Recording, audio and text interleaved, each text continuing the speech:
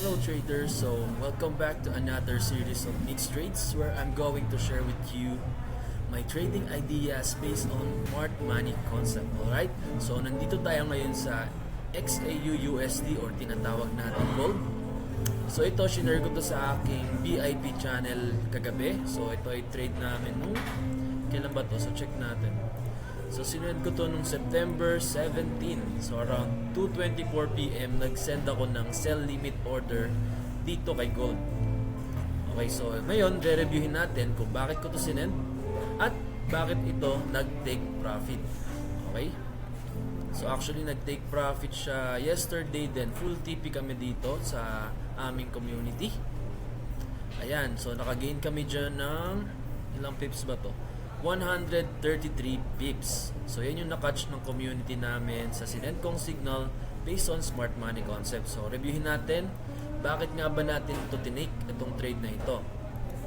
So andito tayo ngayon sa gold. So before kasi ako mag-analyze or mag-take ng trade, ina-analyze ko muna yung trend ng market kagaya nitong gold. So si gold currently bullish yung price action niya or trend, pero ang trade natin dyan ay retracement lamang papunta dito sa 4HOB sa baba. So ang ginawa ko kagabi or kahapon, pinace ko lang tong, kung mapapansin nyo, ito yung higher high draw natin, ito yung higher high, higher low, higher high, tama? So 1H time frame. So yung price, na break niya yung higher low, tapos plinat ko lang dito yung 15-minute order block. After kasi ma-break ng price yung 1H low natin, nagkaroon tayo ng 1H choke. Yung choke, ito yung nag-i-indicate na magre-reverse na yung trend. Okay? From uptrend to downtrend. So sa case ni gold, magre-reverse na siya to downtrend. Kaya naghanap tayo ng entry natin sa 15-minute time frame. So ito yung nakita ko kahapon. So may nakita tayo ditong 15-minute order block. Ito. Pero si gold kasi, ang diskarte natin dyan, hindi tayo magpe-place mismo ng sell limit dito sa order block na to, and then dito yung stop loss. Kasi ganito yung kadalasang ginagawa ng mga nagtitrade ng smart money concept. Pero kilala natin si gold dahil napaka-volatile niya. Madalas nag-stop hunt siya sa mga smart money concept traders and retail traders. So ang ginawa natin, ang diskarte natin, dito natin place yung sell limit above ng order block. So tingnan mo kung anong ginawa ng price.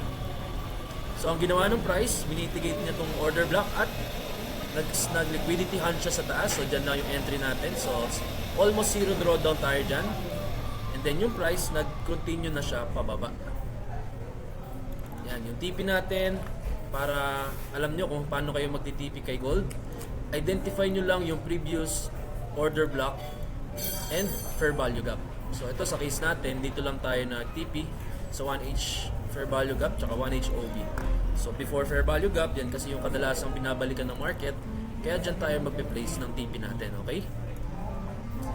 So ayun, so kung gusto mo ng mga ganitong trading ideas, just follow and share my videos, and message mo lang ako, bibigyan kita ng free Telegram channel sa aking public group.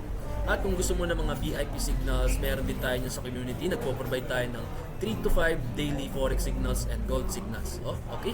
So see you sa community.